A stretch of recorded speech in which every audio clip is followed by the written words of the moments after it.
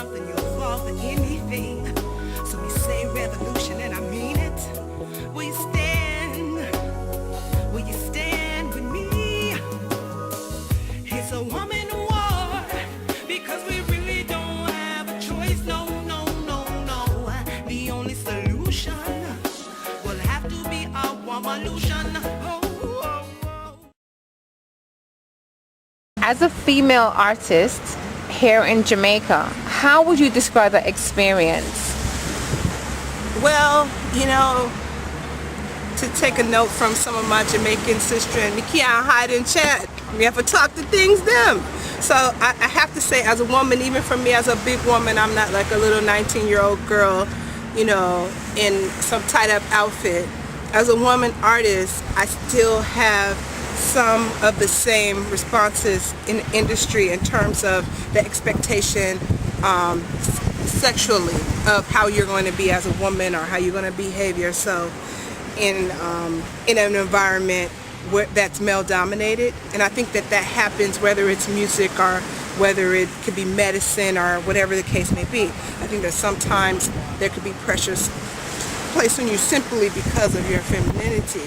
So I have some incidences that shocked me, you know, by the way that certain people have behaved. I think the other thing is, as a woman, you have to find your niche of why you're doing music and be true to that. So I think just those two things, other than doing that, hey, I'm embracing my female energy and I'm rolling with it, and you know, I'm learning and trying to teach a little bit as I go. But I think those were the two things I would say as a woman artist. You would think in reggae you wouldn't have some of the things that happen per se in maybe R&B or pop or rock, where you hear about this incident with a producer and this woman, or this woman is acting this way, or there's a bunch of groupies doing this and that. Sometimes you think because of reggae your mind immediately goes to, you know, Bob Marley, Peter Tosh. You think that everybody's going to sort of be like, you know, we're holding a meditation and we're going to uplift. And, you know, when the cameras go off and the people go home, some people start acting a fool. You know, so I think it's just coming to the realities that sometimes the person's music isn't the person. So I hope I'm not off track with answering that question, but it's just a lot. No, so you're saying that the reality is that there's a lot of fake people out there who sing one thing or have one persona or one perception, but in reality they're the complete opposite?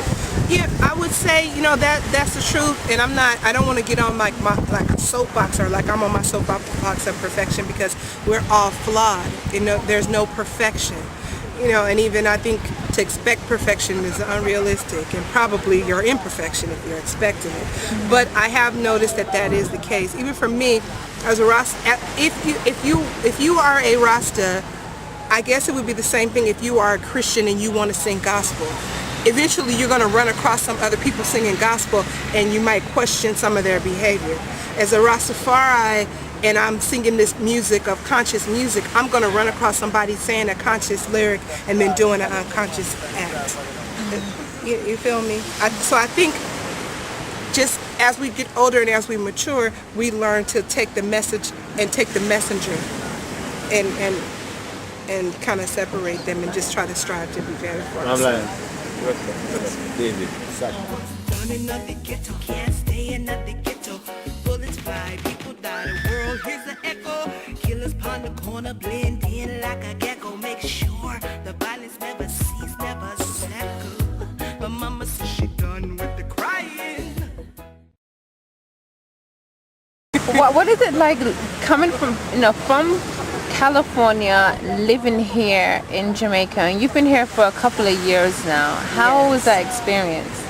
Well, that I have to say was a very liberating experience, because some of the pressures that I had in the States I don't have here. And then when I do feel those pressures, there's so many things that Jah has put here for our upliftment, and we don't need to take an antidepressant when we can go outside and see this. You know, when you're looking outside and see this, you don't need to take, you know, your Adderall or whatever the case may be. So That has been a wonderful thing. The food here is so much healthier. The environment, the air is so much healthier. So those things have been great for me. I've been feeling really blessed. My accent can sometimes be an issue because even though I'm living here, it's like I just got off the plane accent. So sometimes I get, hey gal, your first time in Jamaica, you know, say me love woman built like you, gal. A long time and I see you know. Or you just coming from, you know, so sometimes I get, you know, that kind of thing. And after you've been here for a while, it gets a little old, you know. After the 5th or 6th time you tell somebody I'm from California, I start answering, you know what, I'm from the moon. But I've realized that it's not that person's fault. I have the accent I have, like they have the accent that they have. So that's kind of been a thing. But I feel very blessed. I'm, you know, doing my music, and I'm trying to eat better and just live better and try to make the life that I want be the life that I deserve. Because we really don't have a choice, no, no, no, no. The only solution will have to be our revolution. Oh, oh, oh, I'm in war. Because we really don't have a choice, no, no, no, no. The only ghetto can't stay in the ghetto. Bullets fly, people die, the world hears the echo. Killers upon the corner blend in like a ghetto.